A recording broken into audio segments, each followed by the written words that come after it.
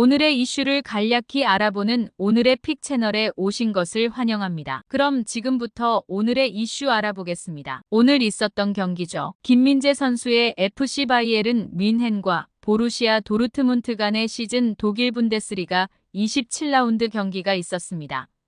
김민재 선수의 FC 바이에른 뮌헨은 이번 주말 분데스리가 27라운드에서 보루시아 도르트문트를 상대로 경기를 치르게 되는데요. 이번 경기에서 FC 바이에른 뮌헨이 상대하는 보루시아 도르트문트는 올 시즌 분데스리가에서 14승 8무 4패로 리그 4위 자리에 위치한 독일을 대표하는 명문 구단이자 빅클럽 중 한 팀으로서 바이에른 뮌헨과는 대여 클래시커라고 하는 라이벌 팀인데다 지난 시즌에는 승점 동률을 이루면서 치열하게 리그 우승 경쟁을 펼쳤던 팀인 만큼 최근 팀 분위기가 그리 좋지 못한 바이에른 뮌헨에게 결코 쉽지만 않은 경기라고 할 수 있는데요. 오늘 경기에서 바이에른 뮌헨의 토마스 투엘 감독은 스벤 울라이히 골키퍼, 마티스 더 리흐트, 요슈아 키미히, 레온 고레츠카, 해리 케인 르로이 사네, 에릭 다이어, 알폰소 데이비스, 토마스 뮬러, 콜라드 라이머, 자말 무시알라 선수까지 바이에른 뮌헨의 토마스 투엘 감독은 최근 좋은 승률을 보여주고 있는 마티스 더 리흐트와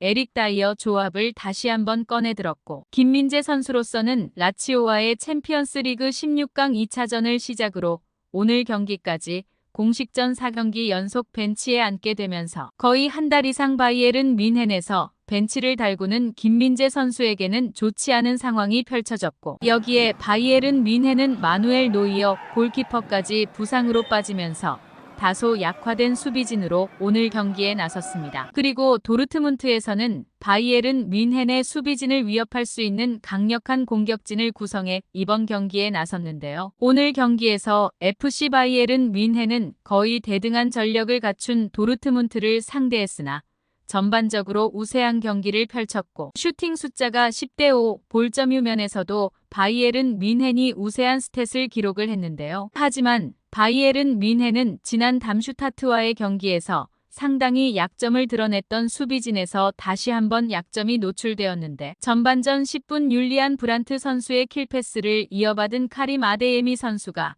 단독 찬스를 마무리 지으면서 골을 터뜨렸고 바이에른 뮌헨은 경기 시작부터 도르트문트에 한 골 내주고 시작하는 불안한 출발을 했는데요. 특히 이번 실점 장면에서는 다소 평범한 슈팅이었음에도 막지 못한 울라이히 골키퍼의 실책이 너무나도 컸던 장면이었지만 더 리흐트 선수가 아데예미 선수의 속도를 전혀 따라가지 못해서 슈팅을 내준 장면이었기 때문에 주력이 빠른 김민재 선수가 있었다면 어땠을까 싶은 정말 아쉬움이 남는 실점 장면이었습니다. 또한 실점 이후 에릭 다이어 선수는 마킹이 붙지 않은 상황임에도 알폰소 데이비스 선수에게 어처구니 없는 패스미스를 하면서 위험 지역에서 턴오버를 범했고 이후 아데예미 선수에게 또다시 뒷공간을 내주면서 슈팅 찬스까지 내주는 등 바이에른 뮌헨의 수비는 경기 처음부터 상당히 흔들렸습니다. 또한 바이에른 뮌헨은 공격에 있어서도 딱히 좋은 폼을 보여주지 못하면서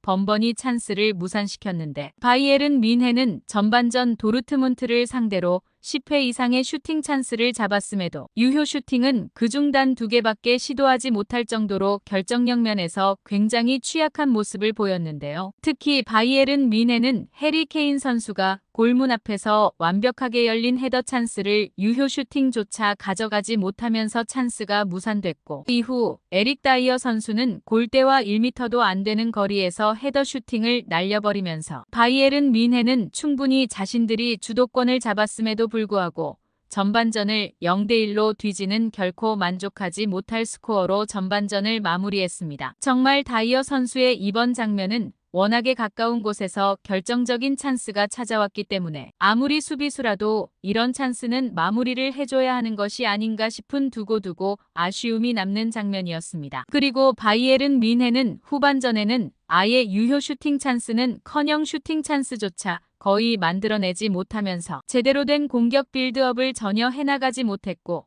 에릭 다이어 선수는 또다시 말도 안 되는 패스미스 실책을 저지르면서 턴오버를 범하는 등의 어려운 경기는 계속되었는데요. 게다가 바이에른 뮌헨은 발빠른 윙백 이안 마트센 선수에게 모든 수비진이 주력으로 탈탈 털려버리면서 거의 실점에 근접한 찬스를 내주는 등 바이에른 뮌헨의 후반전 경기력은 처참했던 전반전보다도 더욱 좋지 못했습니다. 결국 바이에른 뮌헨은 82분 알레 선수의 패스를 이어받은 리에르손 선수에게 치명적인 오른발 강슛에 의해 실점을 허용했고, 바이에른 뮌헨은 홈 구장인 알리안츠 아레나에서 도르트문트에 완패를 당하는 정말 뼈아픈 결과를 받게 되었습니다. 그리고 FC 바이에른 뮌헨은 이번 경기 패배를 통해 리그 종료 7경기를 남기고 레버쿠젠과 13점 차, 사실상 리그 우승이 불가능해지는 참담한 결과를 받게 되었는데요. 오늘 경기 FC 바이에른 뮌헨과 도르트문트 간의 독일 분데스리가